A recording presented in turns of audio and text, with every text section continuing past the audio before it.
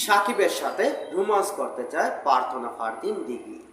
শিশুশিল্পী হিসাবে অধিক জনপ্রিয় এবং পরিচিত, যদিও এখন তিনি পুরোদণ্ডে নায়িকা।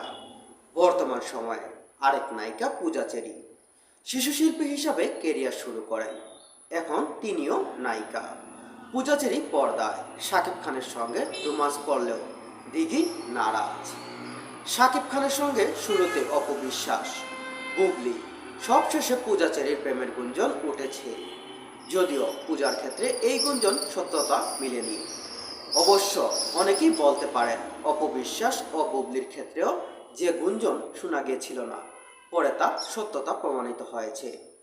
সম্প্রতি শাকিব খানকে কয়েকটি নতুন সিনেমার ঘোষণা দিয়েছেন। এতে বিপরীতে নতুন কাউকে নিতে চাচ্ছেন বলে নির্মাতা সূত্র জানা গেছে। এরপর মূলত দিঘির বিষয়টি আলোচনায় আসে, কিন্তু দিঘি জানিয়ে দিয়েছেন তিনি শাকিব খানের সঙ্গে পর্দায় রোমান্স করবেন না। দিঘি বলেন, যে মানুষটাকে বাবা ডেকেছি, চাচা ডেকেছি, তার সঙ্গে অন স্ক্রিনে রোমান্স করা সম্ভব না। যারা বাবা ডাকেননি, চাচা ডাকেননি, তাদের সম্ভব। তাদের জন্য বিষয়টা ইজি, আমার জন্য মোটেও ইজি না। আমি একজন শিল্পী হিসাবে যখন ইজি না, তখন আমার দর্শকদের জন্য বিষয়টা ইজি বলে মনে হচ্ছে না। ব্যতিক্রম চরিত্র হলেও তখন চিন্তা করব,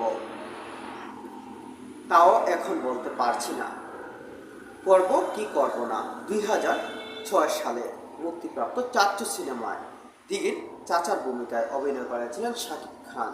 সেই সময় পর্দার বাইরেও শাকিব খানকে চাচ্চু বলে ডাকতেন এ নায়িকা।